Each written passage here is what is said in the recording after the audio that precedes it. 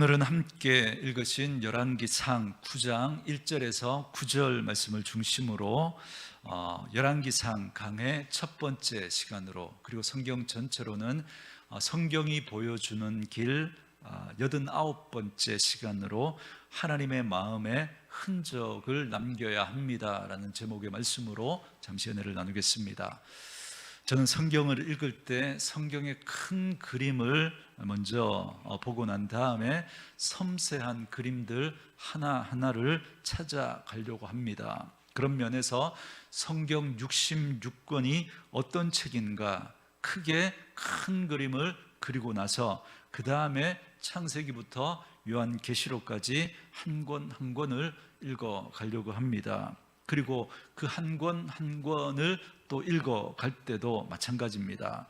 창세기가 보여주는 큰 그림이 무엇인지를 먼저 보고 나서, 그래서 거기서 핵심 메시지가 뭔지 딱 잡아내고 난 다음에, 그리고 그걸 가지고 한 장 한 장을 또 읽어가려고 합니다. 그러고 보니까 우리가 그림을 그릴 때도, 어떤 사물을 인식할 때도 마찬가지입니다. 여러분, 예를 들어 산을 그릴 때 여러분 한번 생각해 보세요. 여러분, 산을 그릴 때 어떻게 하십니까? 먼저 밑그림을 그리죠. 어떻게 그립니까? 뾰족한 삼각형 모양으로 그렇게 밑그림을 그립니다. 산이 여러 개 있으면 그 세모 모양을 이렇게 겹치면서 그렇게 밑그림을 그리죠. 근데 여러분, 처음에 그 밑그림을 그리고 그 세모 모양의 이 산을 보면서 이게 산이다 그러면 사람들이 보고 이거 산이네 뭐 이렇게 말할 수 있을까요? 물론 뭐 그렇게 볼 수도 있고 아닐 수도 있겠죠. 이게 뭐 그냥 밑그림이니까, 구체적이지 않으니까. 그렇지만 이 세모 모양이 산의 어떤 특징을 잘 보여주는 거잖아요. 그죠? 산의 속성을 잘 나타내는 건 분명합니다. 하지만 이제 밑그림을 그리고 난 다음에 점점 디테일한 부분들을 그려가면서 거기에 나무도 그려놓고 또 바위도 그려놓고 구름도 그려놓고, 그러면 이제 점점 디테일하게 선명하게 그림이 그려지고 나면 이건 누가 봐도 산이구나 알아볼 수 있게 됩니다. 여러분, 우리가 성경을 읽을 때도 마찬가지입니다. 그래서 제가 여러분들에게 열왕기상에 대한 설교를 9번에 걸쳐서 하게 될 텐데요, 오늘은 전체 윤곽을 그리는 시간입니다. 그래서 오늘 첫 번째 말씀으로 열왕기상이 어떤 이야기를 하고 있는지 큰 그림을 여러분들에게 전해드릴 거고요. 이제 종료주일, 부활주일 지나고 나서 이제 열왕기 강의 이제 두 번째 시간부터 이제 그 마지막 9번째 시간까지 8번의 시간 동안 열왕기상에 나오는 이 중요한 사건들과 인물들에 대해서 다뤄가게 될 겁니다. 그러면서 열왕기상에 대한 말씀들을 우리가 살펴가게 될 텐데요, 여러분, 저희가 지난주까지 사무엘하를 다루었죠. 여러분, 사무엘하는 누구에 대한 이야기로 마무리가 됩니까? 다윗에 대한 이야기로 마무리가 되죠. 이제 열왕기상은 그 다윗이 죽는 장면으로 시작을 합니다. 그리고 다윗을 이어 그의 아들 솔로몬이 왕이 됩니다. 자, 그러면 솔로몬은 이스라엘의 몇 번째 왕이에요?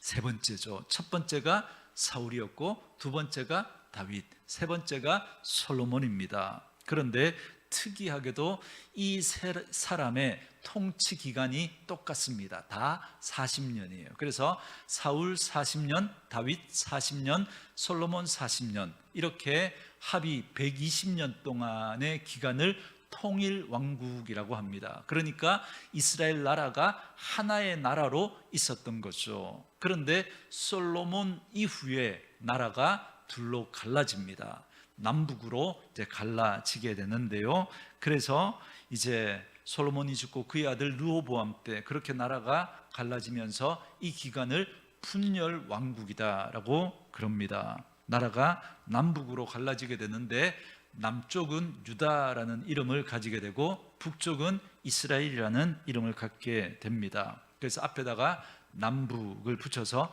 남유다, 북이스라엘 이렇게 부르는 거죠. 이렇게 나라가 남북으로 갈라져서 분열 왕국으로 가다가 북이스라엘이 먼저 아수르에게 망하죠. 그리고 남유다는 조금 더 오래 가다가 바벨론에 의해서 망하고 포로로 끌려가게 됩니다. 그런데 우리가 남유다와 북이스라엘에 대해서 조금 더 이해해야 할 게 있는데요. 여러분, 다윗이 하나님을 위해서 성전을 지어드리려고 했던 거 우리 말씀 나눴죠. 그때 하나님께서 이걸 허락하시지 않으셨잖아요. 그러면서 다윗이 성전을 지어드리려고 했던 그 마음은 받습니다. 그러면서 하나님께서 다윗에게 약속을 하나 하셨던 거 기억나십니까? 네가 내 집을 짓겠느냐? 아니다. 내가 네 집을 지을 것이다 라고 하면서 이 집은 왕권을 이야기하거든요. 그래서 다윗의 집이, 다윗의 왕권이 견고하게 영원히 계속될 것을 약속하십니다. 그러니까 이제 앞으로 이스라엘의 왕은 누구의 자손으로 계속 왕이 이어질 거라는 거예요? 다윗의 후손으로 왕이 이어지게 될 것이다 약속해 주셨습니다. 그런데 나라가 둘로 나눠졌잖아요. 그럼 이 다윗의 정통성은 누가 갖게 될까요? 남쪽 유다가 갖게 됩니다. 그런데 얼핏 생각하면 여러분, 북쪽의 이스라엘이라고 하는 이 상징적인 이름을 북쪽 이스라엘이 가집니다. 뿐만 아니라 이스라엘의 12지파 가운데 여러분, 북쪽 이스라엘은 몇 지파가 그 북쪽 이스라엘을 이루느냐면 12지파. 그러니까 여러분, 솔로몬의 아들 르호보암 때 여로보암이라고 하는 이 사람이 그저 백성들의 막 민심이 악해지니까 그 백성들의 민심을 이렇게 싸잡아 가지고 10지파를 흡수해서 북쪽에다가 나라를 세운 겁니다. 그러니까 얼핏 생각하면 북쪽이 이름도 이스라엘이고 숫자도 10지파나 갔으니까 더 정통성이 있겠다 여러분 오해할 수 있는데 그렇지 않습니다. 여러분, 하나님께서는 그 북쪽 이스라엘이 아니라 남쪽 유다에 관심을 가지고 있습니다. 왜냐하면 여러분, 다윗의 지파가 어느 지파예요? 유다 지파죠.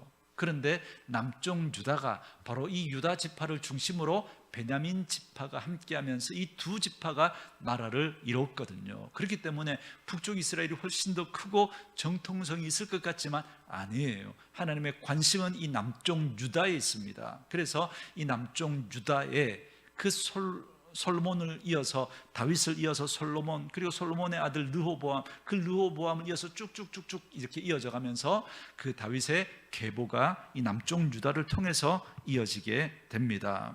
그래서 열왕기서는 이렇게 남북 이스라엘이 갈라지지만 그 여러 왕들, 남쪽에 그 유다 나라의 왕들, 북쪽에 있는 그 이스라엘의 그 왕들의 어떻게 살았는지 있는 그대로를 우리에게 다 보여줍니다. 그런데 특별히 그 왕들이 하나님 앞에서 잘못한 부분들에 대해서, 죄에 대해서 더 많이 이야기합니다. 왜냐하면 열왕기서는 어떤 목적으로 쓰여졌냐면, 여러분, 남쪽 유다가 바벨론에게 멸망하고 포로로 끌려갔잖아요.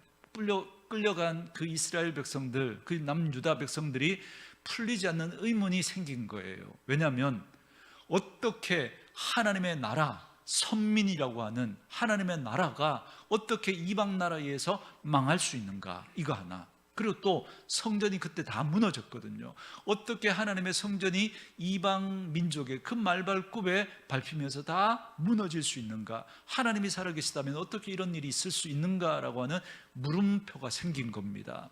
그래서 그 물음에 대한 답을 이야기하는 게 열왕기서예요. 왜 망했어요? 왜 성전이 무너졌어요? 죄 때문에. 너희들이 하나님을 버리고 하나님을 떠나 우상을 섬기고 죄를 범했기 때문에 나라가 망한 거야. 그걸 알려주는 게 열왕기상하입니다. 그러니까 열왕기상하는 남쪽 유다와 북쪽 이스라엘의 모든 왕들에 대한 이야기를 다 하면서 그들이 있는 모습, 그러나 그 중에서도 죄에 대한 이야기가 딱 나오면 더 크게 이야기해요. 이것 때문에 나라가 망한 거야. 이걸 우리에게 알려줍니다. 여러분, 열왕기상하가 끝나고 나면 무슨 성경이 나와요? 역대상하. 여기에도 여러 왕들에 대한 이야기가 나오거든요. 그러니까 헷갈려요. 앞에서 왕들에 대한 이야기를 했는데 또 왕들에 대한 이야기가 나오니까 막 헷갈려요. 그러나 여러분, 이 열왕기상하와 역대상하는 관점이 달라요. 여러분, 역대상하는 나라가 그렇게 망하고 포로로 끌려갔다가 그들이 70년 만에 다시 돌아오잖아요. 돌아와서 이제 나라를 회복하려고 할 때 그때 쓰여진 책입니다. 에스라를 통해서. 그러니 여러분, 이때는 뭘 이야기하냐면 왕들이 잘한 거, 하나님을 사랑하고 막 성전을 사랑하면서 그들이 잘한 이야기를 막 하는 거예요. 왜요? 다시 나라를 회복해야 되니까. 그래서 정통성이 없는 북쪽 이스라엘에 대한 왕들의 이야기는 아예 거의 제껴놓고 거의 이야기하지 않습니다. 무슨 나라 왕들에 대한 이야기만 해요? 남유다의 왕들에 대한 이야기만 하면서 그들이 하나님 앞에서 잘한 것만 칭찬하면서 이야기합니다. 이렇게 살면 우리나라가 다시 회복될 수 있다는 걸 알려주기 위해서 쓴 게 역대상하입니다. 그러나 열왕기상하, 우리가 지금 살피게 될 열왕기상하는 있는 그대로 다 보여주면서 대한 이야기들까지 다 보여줍니다. 자, 그렇다면 과연 여러분, 무엇을 기준으로 여러분 이걸 구분할까요? 그들의 좋은 모습, 안 좋은 모습. 그러니까 하나님은 이 역대 열왕기 상하의 말씀을 통하여서 그들의 안 좋은 모습, 좋은 모습 다 보여주면서 하나님이 어떤 모습을 좋아하시고 어떤 모습을 안 좋아하시는지를 우리에게 보여주시기를 원하는데, 그렇다면 무엇이 하나님이 좋아하시는 거고 무엇이 하나님이 싫어하시는 것인지, 여러분, 그 구분을 할 수 있는 기준점이 뭐냐는 겁니다. 여러분, 그걸 가장 잘 보여주는 본문이 오늘 우리가 읽었던 열왕기상 9장 1절에서 9절 말씀입니다. 이 말씀 잠깐 설명해 드릴게요. 1, 2절 말씀 우리 같이 한번 읽어볼까요? 1, 2절 같이 읽습니다. 시작. 솔로몬이 여호와의 성전과 왕궁 건축하기를 마치며 자기가 이루기를 원하던 모든 것을 마친 때에 여호와께서 전에 기브온에서 나타나심 같이 다시 솔로몬에게 나타나사. 아멘. 자, 여기 보니까 하나님께서 솔로몬에게 나타나셨대요. 한 번은 기브온에서 1천 번제를 드렸을 때 나타나셨고요, 또 한 번은 솔로몬이 성전과 왕궁을 다 짓고 난 다음에 또 한 번 나타나셨다는 거예요. 저는 이 말씀을 묵상하면서 먼저 사모하는 마음이 생겼는데, 그게 뭐냐면 우리 인생에도 하나님이 나타나셨으면 좋겠다라는 겁니다. 저는 여러분에게도 하나님이 꼭 나타나셨으면 좋겠습니다. 여러분, 저희가 믿음 생활하면서 가장 중요한 게 뭐냐면 우리가 하나님을 만나는 거예요. 하나님을 만나면 여러분, 우리의 인생의 문제가 해결이 됩니다. 하나님을 만나면 우리의 인생 가운데 하나님의 역사가 일어납니다. 여러분, 그 자리가 예배의 자리거든요. 여러분, 예배는 어떤 형식이나 어떤 세레머니기 전에 여러분, 예배는 하나님을 만나는 자리라는 사실을 꼭 기억하셔야 합니다. 그런데 놀라운 건 그렇게 우리가 하나님을 만나잖아요. 그러면 하나님이 여러분 일하는 하나님의 역사가 일어나요. 우리 안에 있던 그런 여러 가지 문제들이 해결되어지고 질병이 고침받고 우리의 문제가 해결되어지고 하나님의 은혜와 복이 우리의 인생 가운데 열리는 그런 놀라운 일들이 일어납니다. 여러분, 제가 하나님을 섬기는 걸 좋아하는 여러 가지 이유가 있는데 그 중에 하나가 뭐냐면, 여러분, 우리가 하나님을 믿으면, 그래서 우리가 하나님을 만나면 우리의 인생이 선명해지고 분명해진다는 겁니다. 여러분, 우리가 인생을 살아가면서 겪는 어려움이 뭡니까? 우리가 인생을 어떻게 살아야 하는지, 어디로 가야 하는지, 어떤 선택의 문제에서 이걸 선택해야 되는지 저걸 선택해야 되는지, 여러분, 이걸 우리가 몰라서 답답할 때가 많지 않습니까? 인생은 어떻게 사는 것인지, 인생의 목적은 과연 무엇인지 우리가 이런 것이 선명하지 않아요. 그런데 하나님을 만나잖아요. 선명해집니다. 왜냐하면 여러분, 하나님은 창세기에 여러분 천지를 창조하신 분이시죠. 그래서 하나님의 이런 별명이 창조주입니다. 하나님은 스스로 있는 자라고 이렇게 말씀하시죠. 이 스스로 있는 자, 이게 창조주라는 말이거든요.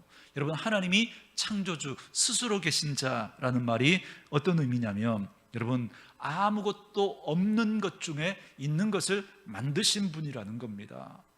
여러분, 아무것도 없는 중에 여러분 있는 것을 만들어내신 분, 그분이 우리 하나님입니다. 여러분, 우리가 인생을 가다가 보면 아무것도 없는 것 같은 그런 마음을 느낄 때가 있죠. 내가 아무런 힘도 없는 것 같고, 내 주변에 아무런 사람도 없는 것 같고, 내게는 아무것도 없는 것 같고, 그래서 무기력감을 느낄 때가 있습니다. 그럴 때 하나님을 만나잖아요. 없는 것 중에 있는 것을 만들어내신 그 하나님께서 우리의 인생 가운데 하나님의 일을 이루셔서 그 하나님이 우리의 인생을 세워가십니다.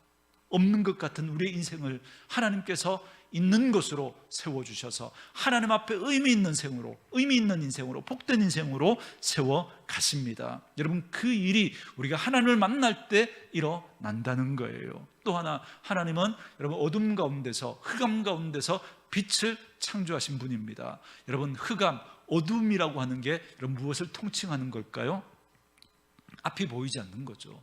어디로 가야 할지, 어떻게 해야 할지, 무엇을 선택해야 될지, 이 길이 맞는지 저 길이 맞는지 도무지 모르는 그 상황, 그게 어둠인 거죠. 그런데 우리가 하나님을 만나잖아요. 그런 우리 인생 가운데 하나님의 빛이 비치니까 우리가 어디로 가야 하는지, 무엇을 해야 하는지가 선명해지기 시작하는 겁니다. 그래서 여러분, 우리가 하나님을 만나면 우리 인생이 선명해져요.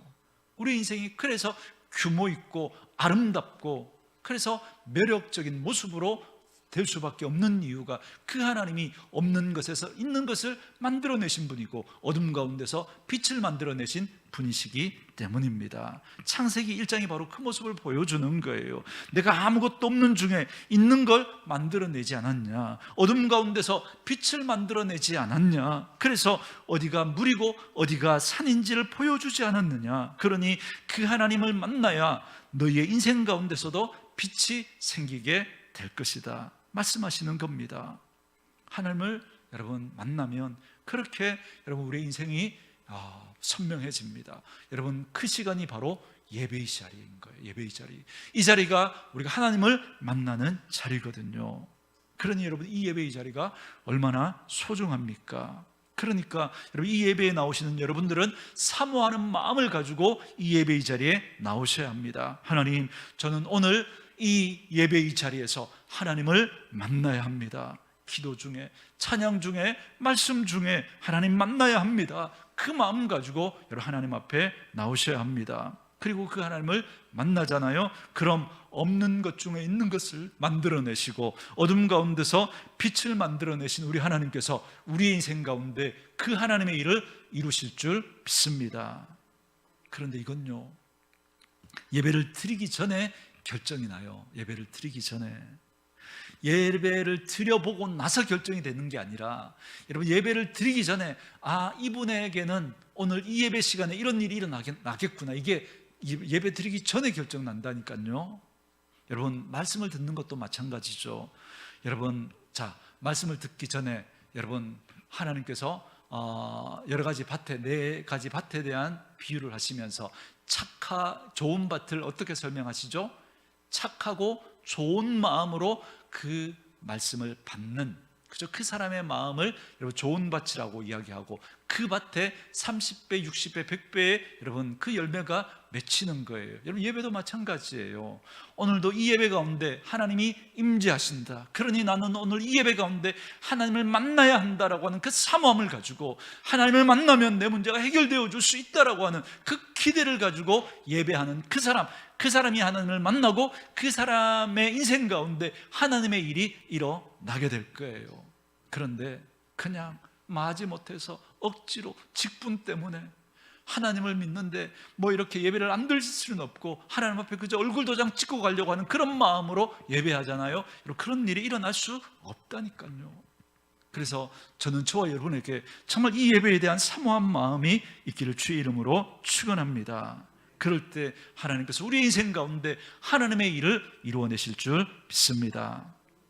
그 하나님이 나타나셔서 솔로몬에게 말씀해 주시는 거예요. 그러니까 솔로몬은 지금 복받은 거죠. 왜요? 하나님이 나타나 주셨으니까. 그러니까 솔로몬에게 하나님이 무엇을 주셨기 때문이 아니라 하나님이 나타나셨다라고 하는 것, 이것 자체가 복인 거예요. 그래서 이제부터 솔로몬은 자기에게 나타나신 그 하나님이 자기에게 말씀해 주시는 그 말씀을 귀담아 듣고 그 말씀에 순종하며 하나님과 함께 그 길을 걸어가게 되면 그는 분명히 복된 인생을 살아가게 될 그 기회를 잡은 겁니다. 그렇지 않겠습니까? 그 하나님이 그 솔로몬에게 지금 뭐라고 말씀하시는지 계속 살펴볼게요. 자, 이제 3절과 4절 말씀 읽습니다. 3절 4절 시작. 여호와께서 그에게 이르시되 네 기도와 네가 내 앞에서 간구한 바를 내가 들었은즉 나는 네가 건축한 이 성전을 거룩하게 구별하여 내 이름을 영원히 그곳에 두며 내 눈길과 내 마음이 항상 거기에 있으리니 네가 만일 내 아버지 다윗이 행함같이 마음을 온전히 하고 바르게 하여 내 앞에서 행하며 내가 네게 명령한 대로 온갖 일에 순종하여 내 법도와 율례를 지키면. 아멘. 첫 번째 말씀은 이겁니다.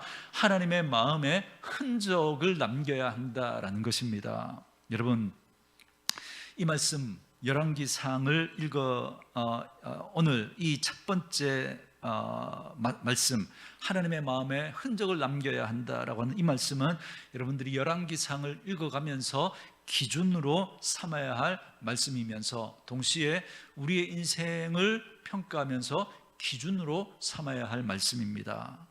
여러분, 제가 왜 이 말씀을 첫 번째로 잡았냐면 지금 솔로몬이 성전과 자기 왕궁을 다 지었단 말이죠. 그럼 솔로몬의 마음에 뿌듯한 마음이 여러분 생기지 않았겠습니까? 왜요? 자기가 자기 왕궁만 지은 게 아니라 하나님의 성전까지도 멋지게 지었거든요.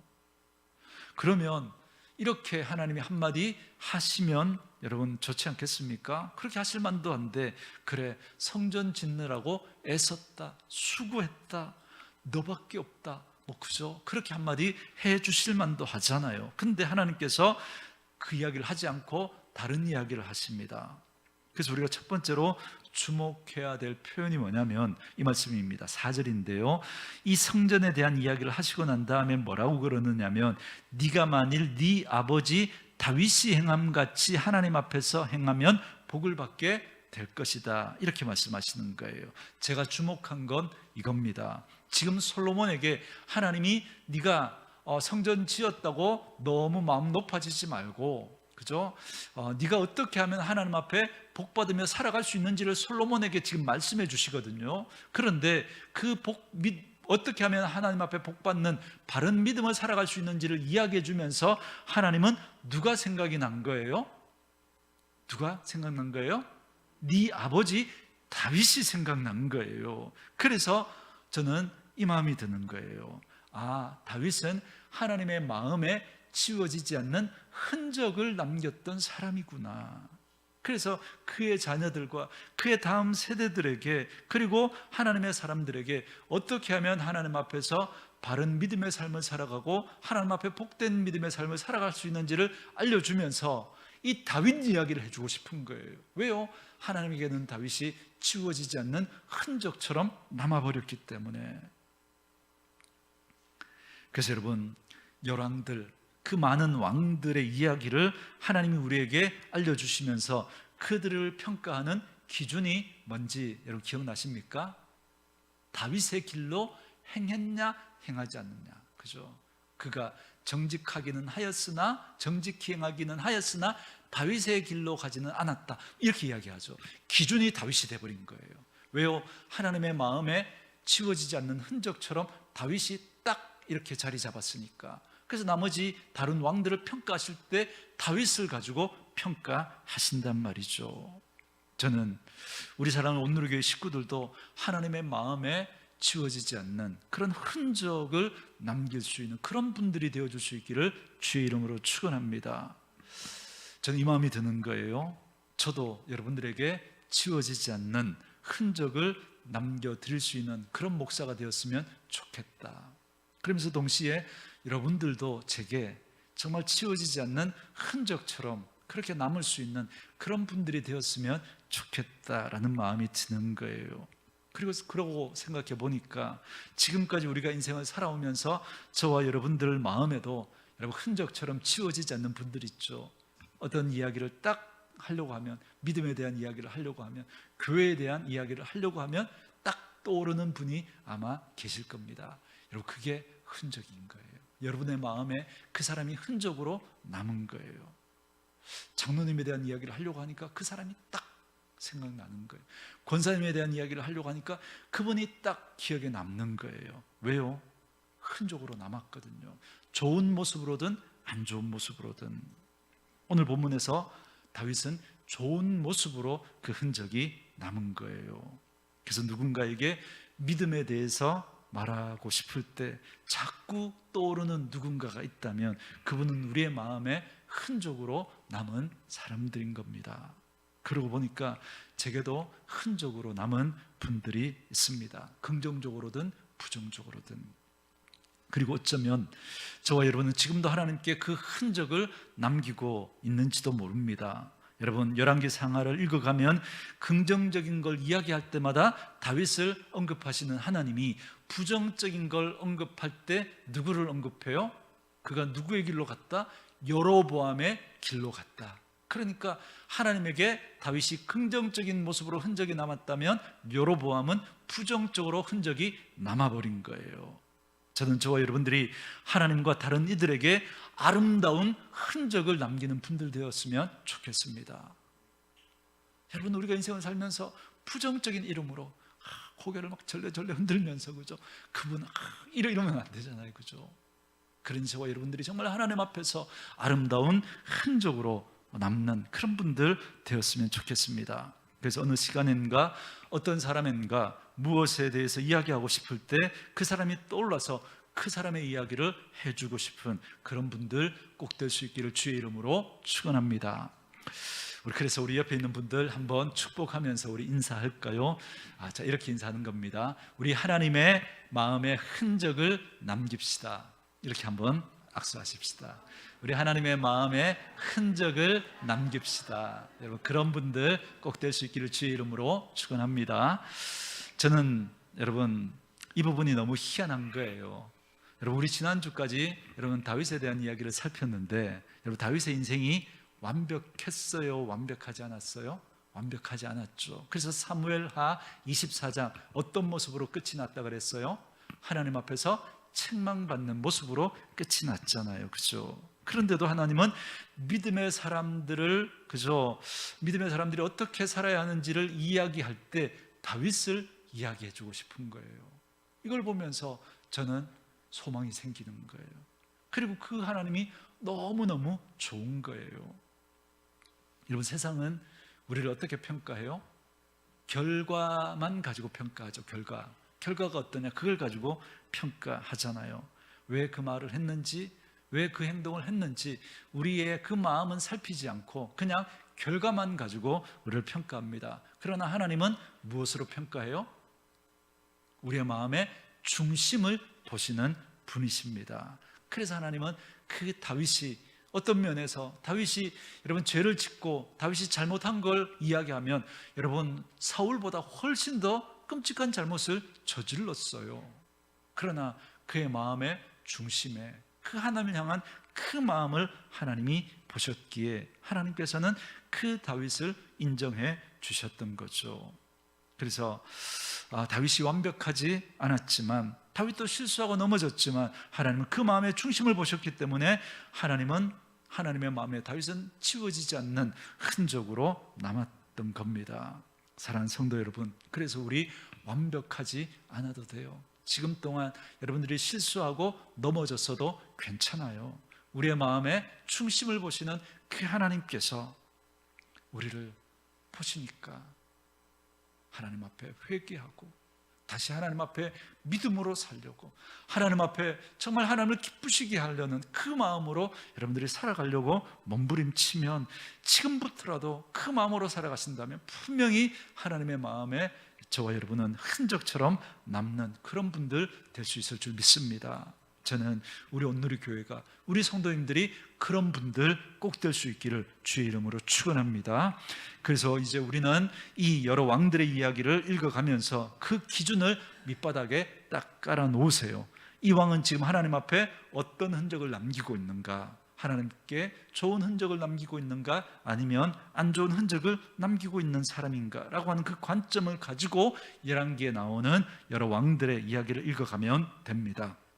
그리고 이 기준을 가지고 오늘 저와 여러분을 이렇게 살피셔야죠. 그래서 나는 지금 하나님 앞에 좋은 흔적을 남기고 있는가, 아니면 좋지 못한 흔적을 남기고 있는가 살피면서 하나님 앞에 아름다운 흔적을 남기는 분들 다 될 수 있기를 주의 이름으로 축원합니다.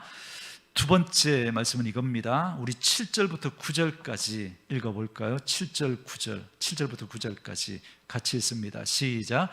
내가 이스라엘을 내가 그들에게 준 땅에서 끊어버릴 것이요, 내 이름을 위하여 내가 거룩하게 구별한 이 성전이라도 내 앞에서 던져버리리니 이스라엘은 모든 민족 가운데에서 속담거리와 이야깃거리가 될 것이며 이 성전이 높을지라도 지나가는 자마다 놀라며 비웃어 이르되 여호와께서 무슨 까닭으로 이 땅과 이 성전에 이같이 행하셨는고 하면 대답하기를 그들이 그들의 조상들을 애굽 땅에서 인도하여 내신 그들의 하나님 여호와를 버리고 다른 신을 따라가서 그를 경배하여 섬김으로 여호와께서 그 모든 재앙을 그들에게 내리심이라 하리라 하셨더라. 아멘. 두 번째 말씀은 이겁니다. 하나님께서 주신 선물도 하나님 없이는 저주가 될 수 있다라는 겁니다. 제가 좀 센 표현을 지금 쓰고 있죠. 다시 한번 기억해 놓으시라고 그런 겁니다.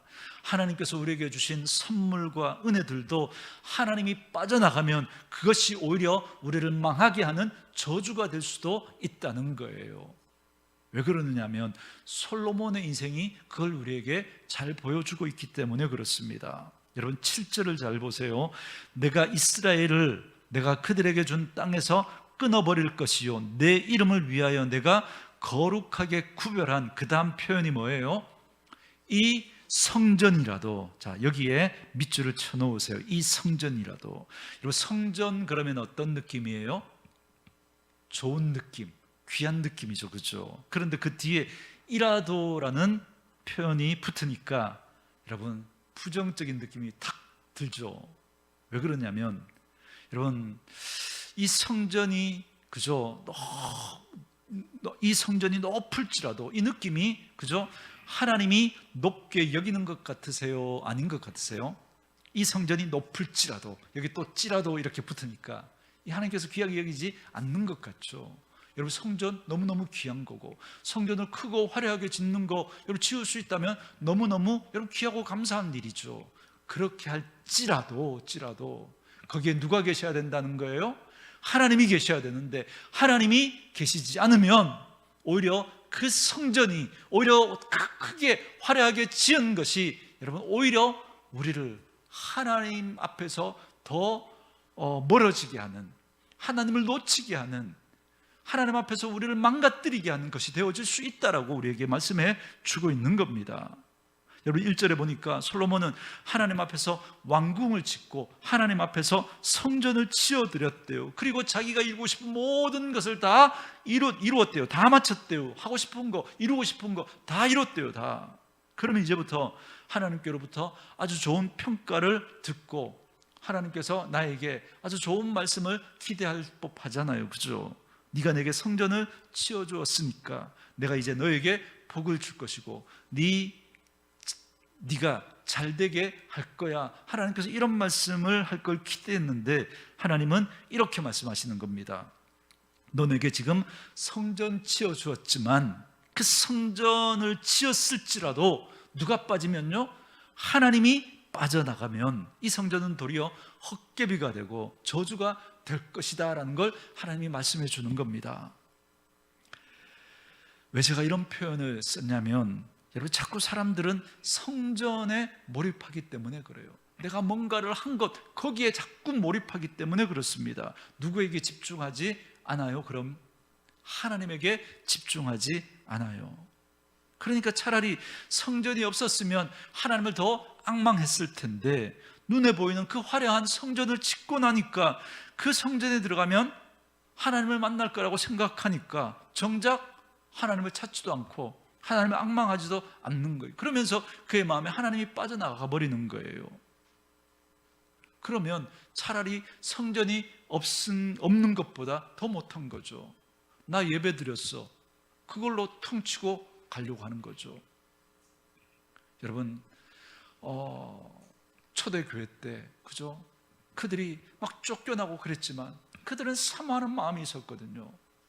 여러분, 우리나라 일제강점기 때 핍박 가운데 있을 때, 제대로 모일 수도 없을 때 그들의 마음속에 더 사모함이 있었거든요. 그런데 여러분, 성전을 짓고 화려하게 짓고 막 그러고 난 다음에 성전에 가서 나 예배 드렸어, 그리고 그걸로 나 하나님 만난 거라고 생각하고 퉁치고 그냥 돌아가려고 하는 그런 마음들이 생기는 겁니다. 여러분, 정말 그런 것 같아요. 여러분, 큰 교회, 크고 화려한 그런 예배당과 잘 짜여진 조직과 좋은 시스템을 갖춘 그런 교회에 다니면 여러분, 그게 약간 우리의 어깨를 으쓱하게 하고 뿌듯하게 하잖아요, 그죠? 서울에 사랑에, 그죠? 교회, 분당에 가면 다 우리 교회인데, 그죠? 특별히 우리 교회라고 이름 붙인 그런 교회 가면 막 괜히 내가, 그죠? 이렇게 믿음 생활 잘하는 것 같고, 막 어깨에 막 힘이 들어가는 것 같고, 여러분, 그렇단 말이죠. 여러분, 내가 그 예배에 참여했다고 해서 내가 하나님 만난 것으로 착각하면 안 돼요. 그러면 오히려 그게 여러분, 하나님 앞에서 도리어 저주가 될 수도 있습니다. 보세요, 솔로몬은 너무나 지혜로운 왕이었어요. 아까 솔로몬이 기본에서 처음 하나님을 만났다 그랬죠. 그가 그때 하나님을 만나기를 사모하면서 1000번제를 드렸어요. 그랬더니 하나님께서 그게 너무 기뻐서 마음의 중심을 보신 거죠. 1000번제를 보신 게 아니라. 그래서 하나님께서 솔로몬에게 무엇을 줄까라고 했을 때 솔로몬이 지혜를 달라고, 나는 어리고 이 백성을 다스리기에 너무 부족하니 하나님 나에게 지혜를 주십시오. 그러니까 하나님이 그 지혜를 구하는 솔로몬의 그 마음이 너무 기뻤던 거예요. 그래서 구하지 않았던 부와 명예까지 다 주었습니다. 그런데 오히려 그것 때문에 여러분, 솔로몬이 시간이 지나면서 하나님을 놓쳐버려요.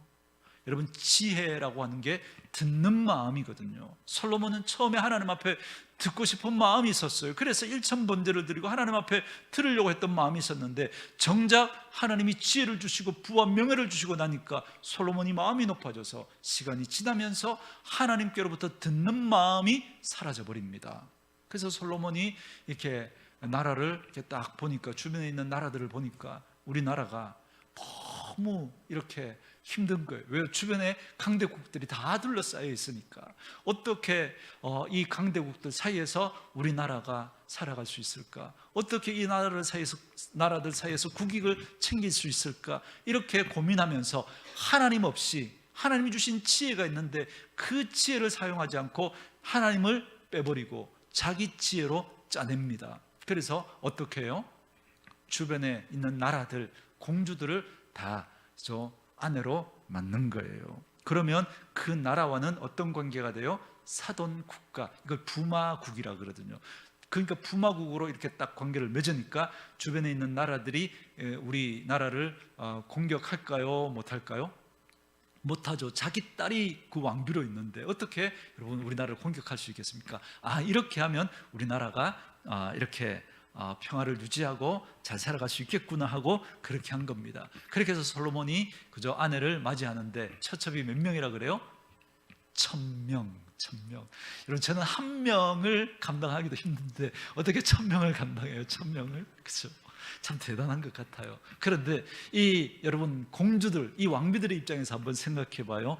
여러분, 남편이 자기를 만나 주려면, 그죠? 하루에 1명씩 신방을 해도 여러분 몇 년에 한 번 와요? 3년.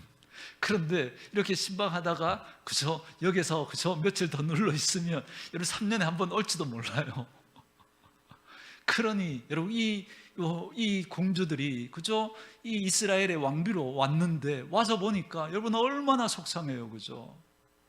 얼마나 외로워요, 얼마나 힘들어요. 그래서 아빠한테 전화하는 거죠. 아빠, 나 이러려고, 그죠? 이 나라에 시집 보냈냐고. 나 너무 힘들고 외롭다고. 그랬더니, 그죠? 이제 이웃 나라에, 그죠? 왕이 다윗에게 솔로몬에게 전화를 하는 거죠. 너 그러려고 내 딸 데려갔냐? 막 그러면서 막 노발대발 하니까 솔로몬이 막 진정시키고 난 다음에 이제 딸들을 찾아가가지고 미안하다고, 대신에 내가 뭘 어떻게 좀 해주면 되겠냐고 막 그렇게 한 거죠. 그랬더니 이 왕비들이, 내가 우리나라에서 섬겼던 그 우상들이 있는데 가져와서 섬기게 해달라고. 그랬더니 솔로몬이 그렇게 하라고. 그래서 하나님을 섬기는 그 이스라엘, 그 땅에 우상들이 들어와서 이스라엘 전역에 산당들이 세워지고 거기서 우상을 섬기는 일들이 벌어진 거예요. 그것 때문에 여러분 하나님께서 솔로몬을 책망하시면서 다윗을 생각하사 솔로몬 때는 나라는 망하지 않게 하고 갈라지지 않게 하고 그의 아들 르호보암 때 나라가 나눠지게 됩니다. 그리고 여러분 결국 그 우상 때문에 나라가 결국은 망하게 되는 그 단초를 제공했던 게 바로 솔로몬인 거죠. 저는 그래서 이 사실을 여러분 꼭 기억하시고, 이 솔로몬이 차라리 그 지혜가 없었더라면, 차라리 그가 성전을 짓고 그 왕궁을 그렇게 짓지 않았더라면 이렇게 되지는 않았을 텐데, 이런 아쉬움이 남는 거죠. 여러분, 교회가 커지더라도, 인원이 많아지더라도, 시스템이 좋아지더라도 거기에 하나님이 빠져나가는 순간, 여러분 시간이 지나면 지날수록 도리어 우리에게 생명력 없는 모습으로 만들어 버릴 수 있다는 사실을 꼭 기억하시고, 항상 중심에 하나님 모시고 그 하나님을 놓치지 않는 그런 저와 여러분 될 수 있기를 원합니다. 여러분, 하나님으로부터 여러분 남들이 없는 그런 부를 가지셨습니까? 권력을 가지셨습니까? 또 많은 어떤 건강을 가졌고 어떤 좋은 자리를 가지셨습니까? 여러분, 그것 때문에 마음 높아지고 그것 때문에 하나님을 놓치는 순간 그것이 오히려 우리에게 저주가 될 수 있다는 사실을 꼭 기억하시고, 어떤 상황에도 그 하나님 놓치지 않고 그 하나님 중심에 모시고 살아가는 저와 여러분 되어줄 수 있기를 주의 이름으로 축원합니다.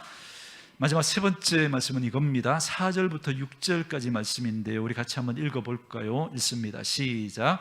네가 만일 네 아버지 다윗이 행한 같이 마음을 온전히 하고 바르게 하여 내 앞에서 행하면, 내가 네게 온갖 일에 순종하여 내 법도와 율례를 지키면, 내가 네 아버지 다윗에게 말하기를 이스라엘의 왕위에 오를 사람이 네게서 끊어지지 아니하리라 한 대로 네 이스라엘의 왕위를 영원히 견고하게 하려니와, 만일 너희와 너희 자손이 아주 돌아서서 나를 따르지 아니하며 내가 너희 앞에 둔 나의 계명과 법도를 지키지 아니하고 가서 다른 신을 섬겨 그것을 경배하면, 아멘. 세 번째는 이겁니다. 우리를 우리 되게 하는 것은 순종이다라는 것입니다. 여러분, 재미있는 건 이거예요. 지금 1절에서는 이렇게 이걸 소개해 주죠. 솔로몬이 성전과 왕궁을 다 완성했다는 거예요. 그러면 주제가 그 성전에 대한 이야기로 가야 되잖아요. 근데 하나님은 내가 이 성전 가운데 임재해 주겠다라고 말씀하시고는 그 다음부터 계속 무슨 이야기를 하냐면, 쉽게 설명하면 이 얘기를 하는 거예요. 너희가 내 율례와 내 법도를 지키면 하나님께 복을 받겠지만, 너희가 내 율례와 법도를 지키지 아니하면 너희가 어려움을 당하게 될 거야, 이 말씀을 해주십니다.